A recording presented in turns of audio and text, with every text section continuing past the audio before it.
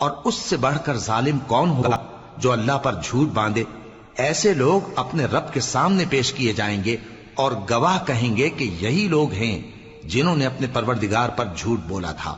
سن رکھو کہ ظالموں پر اللہ کی لعنت ہے، جو اللہ کے رستے سے روکتے اور اس میں کجی چاہتی ہیں، اور وہ آخرت کا بھی انکار کرتے ہیں۔ یہ لوگ زمین میں کہیں چھپ کر اللہ کو ہرا نہیں سکتے، اور نہ اللہ کے سوا کوئی ان کا حمایتی ہے۔ اے پیغمبر، ان کو دگنا عذاب دیا جائے گا، کیونکہ یہ شدت کفر سے تمہاری بات نہیں سن سکتے تھے اور نہ تم کو دیکھ سکتے تھے۔ یہی ہیں جنہوں نے اپنے آپ کو خسارے میں ڈالا، اور جو کچھ یہ افترا کیا کرتے تھے ان سے جاتا رہا۔ بلا شبہ یہ لوگ آخرت میں سب سے زیادہ نقصان پانے والے ہیں۔ جو لوگ ایمان لائے اور عمل نیک کیے اور اپنے پروردگار کے آگے عاجزی کی، یہی صاحب جنت ہیں، ہمیشہ اس میں رہیں گے۔ دونوں فریقوں یعنی کافر و مومن کی مثال ایسی ہے جیسے ایک اندھا بہرا ہو اور ایک دیکھتا سنتا۔ بھلا دونوں کا حال یکساں ہو سکتا ہے؟ پھر تم سوچتے کیوں نہیں؟ اور ہم نے نوح کو ان کی قوم کی طرف بھیجا تو انہوں نے ان سے کہا کہ میں تم کو کھول کھول کر ڈر سنانے اور یہ پیغام پہنچانے آیا ہوں کہ اللہ کے سوا کسی کی عبادت نہ کرو، مجھے تمہاری نسبت دردناک عذاب کا خوف ہے۔ تو ان کی قوم کے سردار جو کافر تھے کہنے لگے کہ ہم تم کو اپنے ہی جیسا ایک آدمی دیکھتے ہیں، اور یہ بھی دیکھتے ہیں کہ تمہارے پیرو وہی لوگ ہوئے ہیں جو ہم میں ادنا درجے کے ہیں، اور وہ بھی سطحی رائے سے، اور ہم تم میں اپنے اوپر کسی طرح کی فضیلت نہیں دیکھتے بلکہ تمہیں جھوٹا خیال کرتے ہیں۔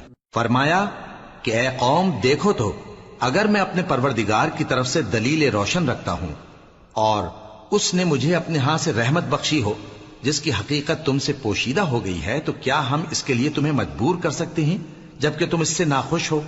اور اے قوم، میں اس نصیحت کے بدلے تم سے مال و زر کا مطالبہ تو نہیں کرتا، میرا صلہ تو اللہ کے ذمے ہے، اور جو لوگ ایمان لائے ہیں میں ان کو نکالنے والا بھی نہیں ہوں، وہ تو اپنے پروردگار سے ملنے والے ہیں، لیکن میں دیکھتا ہوں کہ تم لوگ نادانی کر رہے ہو۔ اے میری قوم، اگر میں ان کو نکال دوں تو اللہ کی گرفت سے بچانے کے لیے کون میری مدد کر سکتا ہے؟ بھلا تم غور کیوں نہیں کرتے؟ اور میں نہ تم سے یہ کہتا ہوں کہ میرے پاس اللہ کے خزانے ہیں، اور نہ یہ کہ میں غیب جانتا ہوں، اور نہ یہ کہتا ہوں کہ میں فرشتہ ہوں، اور نہ ان لوگوں کی نسبت جن کو تم حقارت کی نظر سے دیکھتے ہو یہ کہتا ہوں کہ اللہ ان کو بھلائی یعنی اعمال کی جزا نہیں دے گا۔ جو ان کے دلوں میں ہے اسے اللہ خوب جانتا ہے۔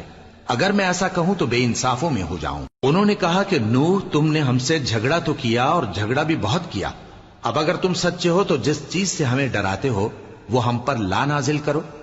نوح نے کہا کہ اس عذاب کو تو اللہ ہی چاہے گا تو نازل کرے گا، اور تم اللہ کو کسی طرح ہرا نہیں سکتے۔ اور اگر میں یہ چاہوں کہ تمہاری خیر خواہی کروں اور اللہ یہ چاہے کہ تمہیں گمراہ رہنے دے تو میری خیر خواہی تم کو کچھ فائدہ نہیں دے سکتی۔ وہی تمہارا پروردگار ہے اور تمہیں اسی کی طرف لوٹ کر جانا ہے۔ کیا یہ لوگ کہتے ہیں کہ اس پیغمبر نے قرآن اپنے دل سے بنا لیا ہے؟ کہہ دو کہ اگر میں نے دل سے بنا لیا ہے تو میرے گناہ کا وبال مجھ پر، اور جو گناہ تم کرتے ہو اس سے میں بری الذمہ ہوں۔ اور نوح کی طرف وحی کی گئی کہ تمہاری قوم میں جو لوگ ایمان لا چکے ان کے سوا اور کوئی ایمان نہیں لائے گا، تو جو کام یہ کر رہے ہیں ان کی وجہ سے غم نہ کھاؤ، اور ایک کشتی ہمارے حکم سے ہمارے سامنے بناؤ، اور جو لوگ ظالم ہیں ان کے بارے میں مجھ سے کچھ نہ کہنا، کیونکہ وہ ضرور غرق کر دیے جائیں گے۔ اور نوح نے کشتی بنانا شروع کر دی، اور جب ان کی قوم کے سردار ان کے پاس سے گزرتے تو ان سے تمسخر کرتے۔ وہ کہتے کہ اگر تم ہم سے تمسخر کرتے ہو تو جس طرح تم ہم سے تمسخر کرتے ہو اسی طرح ایک وقت ہم بھی تم سے تمسخر کریں گے، اور تم کو جلد معلوم ہو جائے گا کہ کس پر عذاب آتا ہے جو اسے رسوا کرے گا، اور کس پر ہمیشہ کا عذاب نازل ہوتا ہے۔ یہاں تک کہ جب ہمارا حکم آ پہنچا اور تنور جوش مارنے لگا تو ہم نے نوح کو حکم دیا کہ ہر قسم کے پالتو جانوروں میں سے جوڑا جوڑا یعنی ایک ایک نر اور ایک ایک مادہ لے لو، اور جس شخص کی نسبت حکم ہو چکا ہے کہ ہلاک ہو جائے گا اس کو چھوڑ کر اپنے گھر والوں کو اور جو ایمان لایا ہو اس کو کشتی میں سوار کر لو، اور ان کے ساتھ ایمان بہت ہی کم لوگ لائے تھے۔ نوح نے کہا کہ اللہ کا نام لے کر کہ اسی کے کرم سے اس کا چلنا اور ٹھہرنا ہے، اس میں سوار ہو جاؤ، بے شک میرا پروردگار بخشنے والا ہے مہربان ہے۔